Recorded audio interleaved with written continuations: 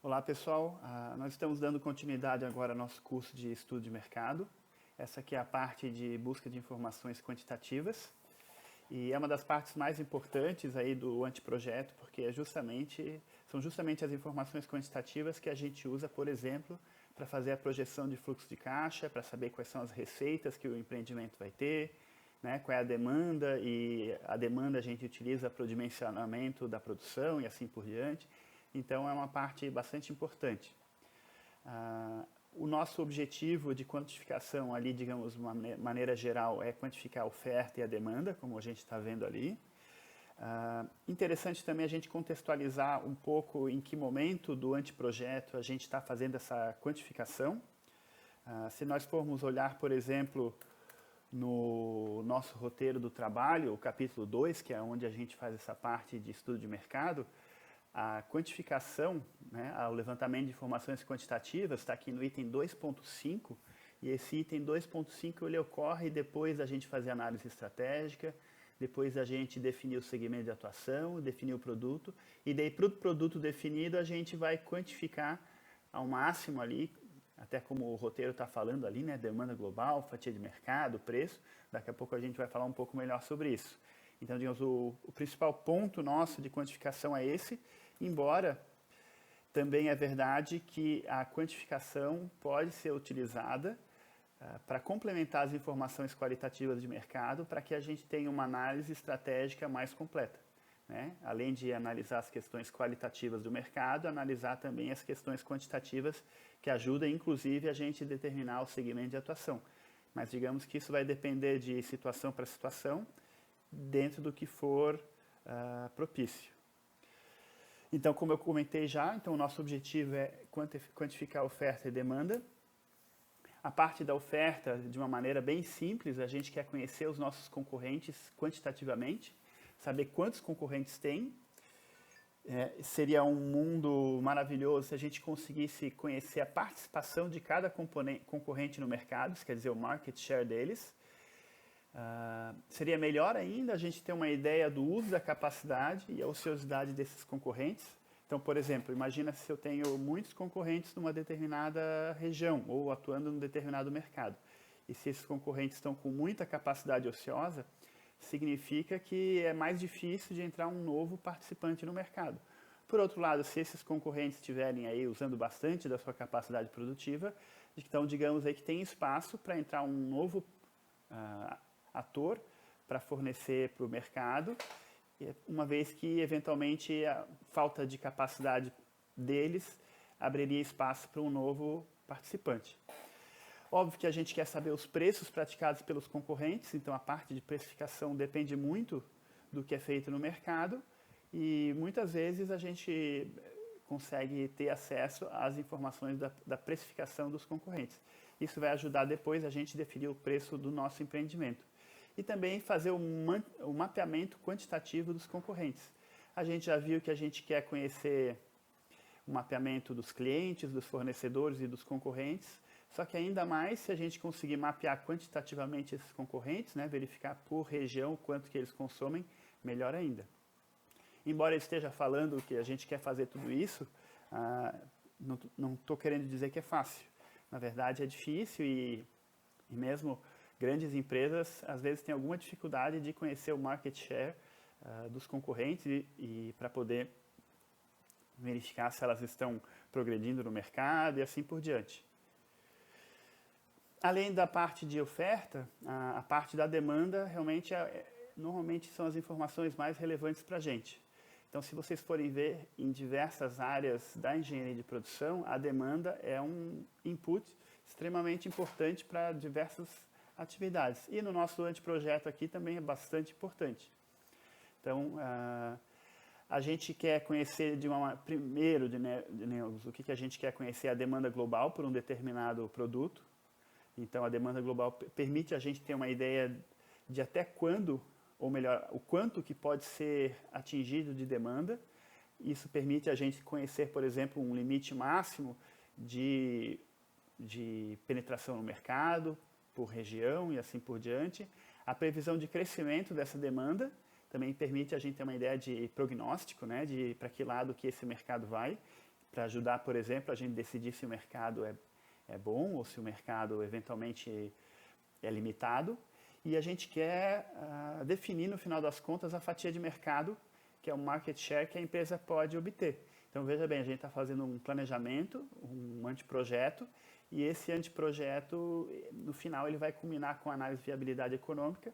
Vocês já fizeram a disciplina de engenharia econômica, vocês sabem que para analisar a viabilidade econômica, a gente tem que fazer projeção de receitas, né? Então, a projeção de receitas vai da expectativa de se obter mercado, que é esse o market share, certo? A primeira parte, como eu já comentei, é a parte da demanda global. A gente quer saber o volume consumido de um determinado produto, né? Então, eu estou falando em termos de serviços e em termos de prestação de serviços e aquisição de bens. E aí a gente tem que ver qual que é a unidade de medida mais adequada para a gente medir essa demanda. Às vezes é por faturamento ou por unidades consumidas, quilogramas, litros e assim por diante. Então, um primeiro esforço é a gente conhecer qual que é a unidade adequada para a gente medir o consumo, a demanda por um determinado produto. Parece meio óbvio, mas tem algumas situações que às vezes você não quantifica o produto final e você eventualmente quantifica os insumos consumidos. Então, ou quantifica o volume de dinheiro faturado.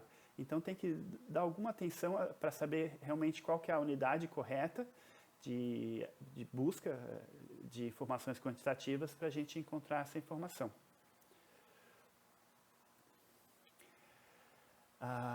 Como a gente está trabalhando com essa visão de conhecer os segmentos do mercado e, eventualmente, conhecer qual que é o segmento de mercado mais interessante, então a gente fazer essa quantificação por segmento de mercado também é interessante. Aqui tem um pequeno exemplo, né?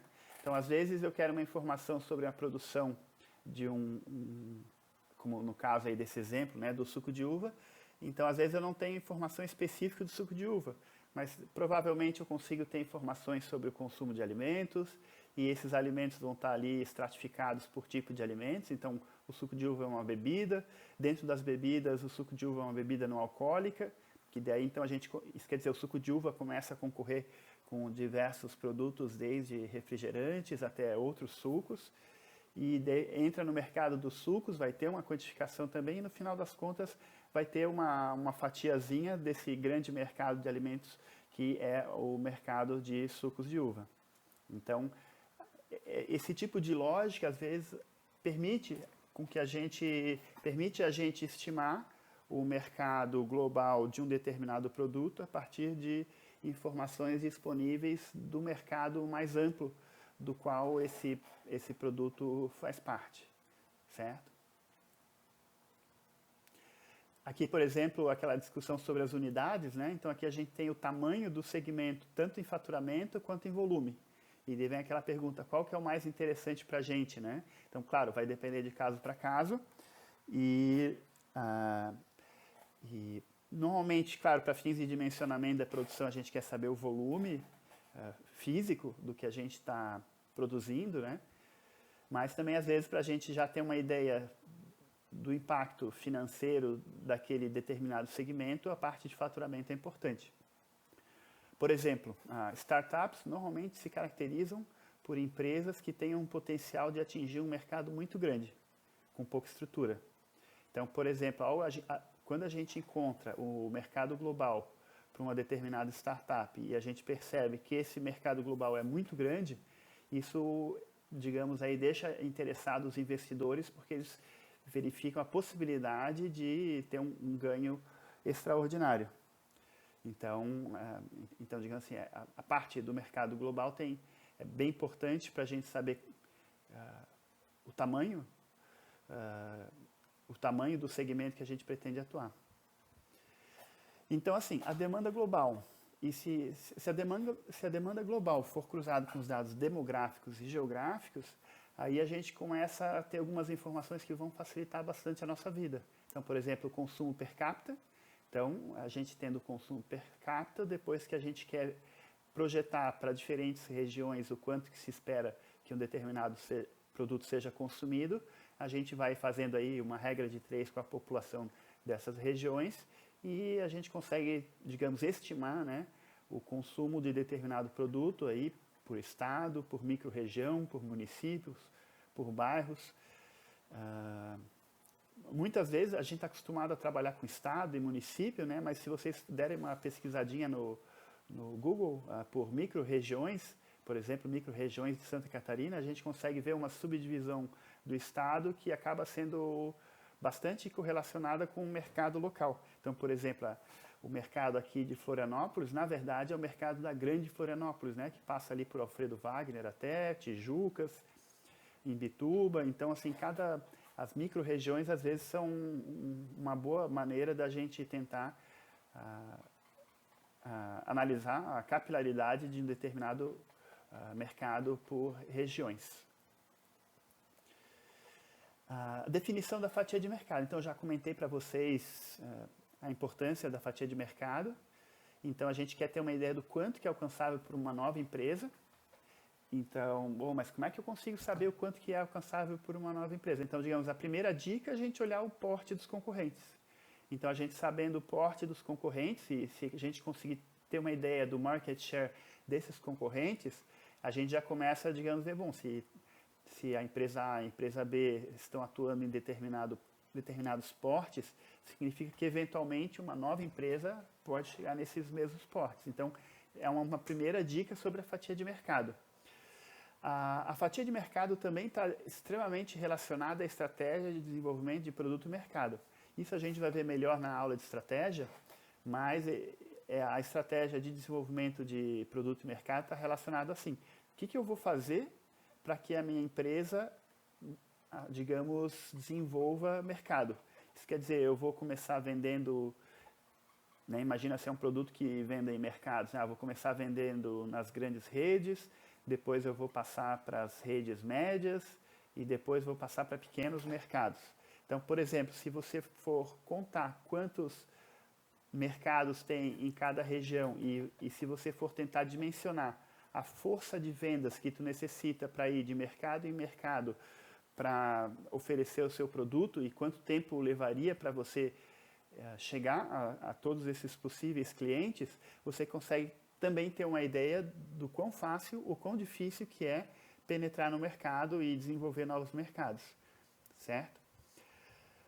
Eu gosto também, eu já citei, né, pesquisar em pontos de venda, então, até para conhecer aquela primeira informação lá, né, quanto que os concorrentes vendem. Então, alguns produtos são fáceis de você ir até o ponto de venda e perguntar quanto que se vende de cada marca, aí a gente consegue ter uma ideia.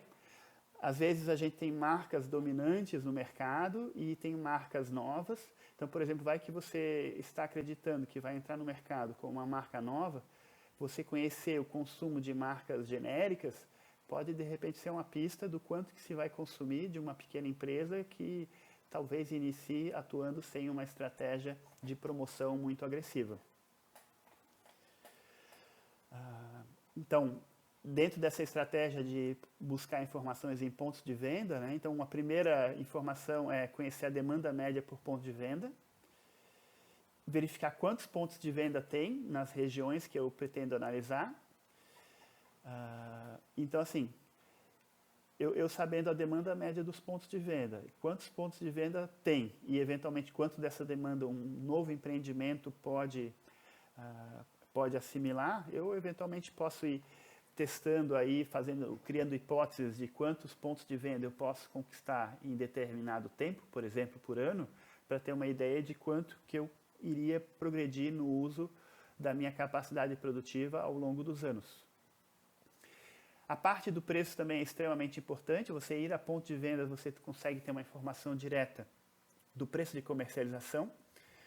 E, às vezes, o preço de comercialização, às vezes, o produtor consegue vender diretamente para o ponto de venda e, às vezes, tem um atravessador. Então, às vezes, tem uma ideia do preço final do produto e o preço que o ponto de venda paga para o intermediário também é interessante para depois a gente ter uma ideia de qual é a margem de lucro que fica com o produtor e qual é a margem de lucro que fica com a distribuidora, né, o atravessador.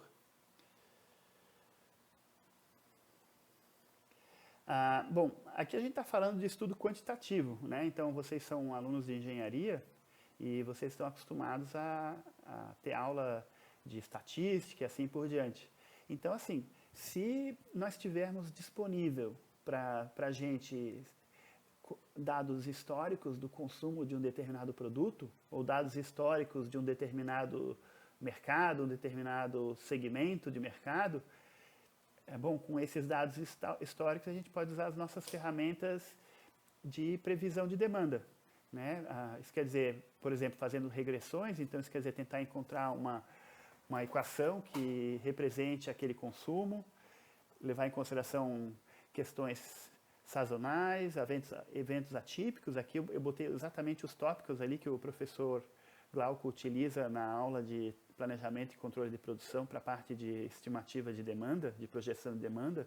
Isso quer dizer, a gente tendo aí informações históricas do consumo, a gente começa a ter condições de se divertir bastante com esses números e ter informações muito mais seguras do que simplesmente ir a campo e coletar essas informações do zero. Também tem técnicas da gente ir a campo e buscar essas informações. Então aqui tem algumas dicas que são dadas ali pelo nosso livro, que está listado ali como a nossa bibliografia, o livro do professor Casarotto. Então, uma delas que eu já comentei com vocês, a gente pesquisar nos pontos de venda, indo a campo. Isso é interessante a gente ressaltar, né, porque a gente tem muita informação disponível na internet, só que nada substitui o feeling de você ir a campo e conversar com as pessoas que atuam no mercado. Claro, além das informações sobre demanda, que é o que a gente quer aqui, e sobre oferta também, a gente pode ter outras informações extremamente importantes para a gente planejar um negócio. Aqui tem alguns outros pontos, esse júri de opinião de executivos. Então, eventualmente, você vai conversar com especialistas nessa área e, eventualmente, essas pessoas podem dar a visão deles de o quanto que se consome de um determinado produto, e isso permitiria a gente ter uma ideia da demanda por um determinado produto, um determinado bem ou serviço. Melhor ainda se a gente conseguir conversar com os vendedores. Então imagina se tu conseguires conversar com vendedores atuantes numa região, essas pessoas têm as suas carteiras de clientes e facilmente eles podem dar uma ideia para vocês do quanto que é consumido hoje e talvez o quanto que eles esperam que se consuma nos próximos períodos. Então são fontes de informação. Principalmente se for uma empresa que já existe, então, por exemplo, vai que você esteja planejando uma unidade produtiva para uma empresa já existente, ela tendo uma força de vendas, a informação dessa força de vendas é essencial para a gente buscar dados quantitativos. Bom, um dos pontos mais críticos relacionados à análise de informações quantitativas é a incerteza. Né? Então, se a incerteza de demanda não houvesse, seria muito fácil a gente montar um negócio, montar uma unidade produtiva, sabendo que vai ter venda. Então, na verdade, a maior incógnita, uma das principais incógnitas no mundo dos negócios é justamente se a gente vai vender ou não. Então, não significa que a gente vai deixar de implementar os negócios porque a gente tem incertezas. Então, a ideia é a gente tentar reduzir as incertezas, tentar conhecer essas incertezas e fazer um planejamento levando isso em consideração. Então, até como eu estou citando ali, um dos principais riscos para qualquer empreendimento é justamente a previsão de demanda, certo? Então, às vezes, até se você, ao identificar possíveis clientes, se antes de iniciar o negócio você tiver condição de firmar um contrato com esses clientes e garantir parte das vendas, você já vai estar reduzindo bastante o teu risco do empreendimento, por você já garantir vendas. Mais adiante a gente vai anotar, digamos assim, o quanto de incerteza que teve na nossa estimativa de vendas, a gente vai levar isso em consideração na nossa análise de viabilidade econômica e vai analisar a sensibilidade e vai analisar cenários para verificar os impactos dessa incerteza na nossa tomada de decisão. Aqui tem algumas alternativas para se buscar informação, quando essa informação às vezes não está disponível. Então, uma delas é trabalhar com empreendimentos piloto, e isso vai depender de tipo de negócio para tipo de negócio. Então, por exemplo, até uns meses atrás, nós tínhamos aqui em Florianópolis o aluguel de patinetes e de bicicleta. Com certeza, essas operações podem ser consideradas como empreendimentos piloto, né? Porque é um serviço novo, os possíveis empreendedores não sabiam se ia ter adesão ou não, e para facilitar, digamos, a busca de informações, eles foram lá e implementaram uma operação piloto, coletaram informações. A gente sabe que, por enquanto, né, agora em 2020 não deu muito certo. Acho que teve muito problema aí de manutenção, problema de vandalismo e tal. Mas, pelo menos agora, ele já tem uma ideia bem razoável da demanda por esse serviço. Então, esse é um exemplo de empreendimento piloto. As técnicas do Lean Manufacturing, como por exemplo o MVP, né, o mínimo produto viável, serve eventualmente para tu lançar um produto no mercado e além de ter o feedback sobre o funcionamento desse produto, ter uma ideia também da demanda e da aceitação. Testes em redes sociais, então as redes sociais mais importantes aí como o Google e o Facebook têm ferramentas que você consegue pagar eles para coletar informações. Então, por exemplo, né, tem diversas técnicas, e eu não sou especialista no assunto, né, então, eventualmente, você, estudando isso mais a fundo, pode ter mais informações. Mas, então, por exemplo, anunciar produtos fictícios e verificar ali, através do funil de marketing, a aceitação desses produtos, né? Então, por exemplo, monitorar quantos cliques tem no banner do produto, depois monitorar quantos cliques tem em quem quer saber mais sobre o produto, de repente monitorar quantos cliques tem em quem efetivamente tem intenção de comprar o empreendimento. Então, essas ferramentas existem, custam algum dinheiro, mas é uma forma de buscar informações. Às vezes a gente não tem informação sobre o produto que a gente quer, mas a gente tem informação sobre produtos semelhantes, né? Então, por exemplo, produtos orgânicos. Com certeza, se a gente for buscar por aí, a gente encontra alguma estimativa de demanda de produtos orgânicos como um todo. Se eu quiser estimar a demanda por um produto em específico, eventualmente eu posso tentar verificar quanto dos produtos orgânicos são semelhantes ao produto orgânico que eu estou querendo vender, né? Então, através do consumo de produtos mais convencionais para os quais já se tenha dado, eu possa tentar estimar a demanda pelo produto que eu quero oferecer, né? Às vezes produtos substitutos. Por exemplo, tentando estimar uma taxa de substituição do produto substituto pelo produto que eu quero oferecer e assim por diante. E também a estimativa pelo consumo dos componentes. Às vezes a gente não tem dado do consumo do produto final, mas a gente tem dado do consumo de um componente muito importante para aquele produto. E eventualmente o consumo desse componente pode ser uma boa dica para eu conseguir quantificar principalmente a demanda global por aquele produto. A gente eventualmente pode parar algum tempo também para verificar se o produto que a gente quer comercializar se enquadraria, por exemplo, como um produto não convencional, que eventualmente exigiria da gente um pouco mais de atenção e estratégias diferentes para conhecer a demanda. Também verificar o tipo de mercado no qual esse produto vai atuar, isso quer dizer, se é um mercado sujeito a poucos concorrentes, se é um mercado monopolizado por um único concorrente ou se é um setor regulado. Então, por exemplo, setores regulados, eventualmente, eles podem determinar até a forma de reajuste de preços e isso em oposição a um livre mercado, que terão vários concorrentes e digamos que a penetração no mercado vai acabar dependendo bastante do custo-benefício que eu ofereço para os meus clientes e assim por diante. Então, vale a gente conhecer essas informações também. Aqui tem algumas informações sobre fontes de alguns links, né, sobre fontes de informações.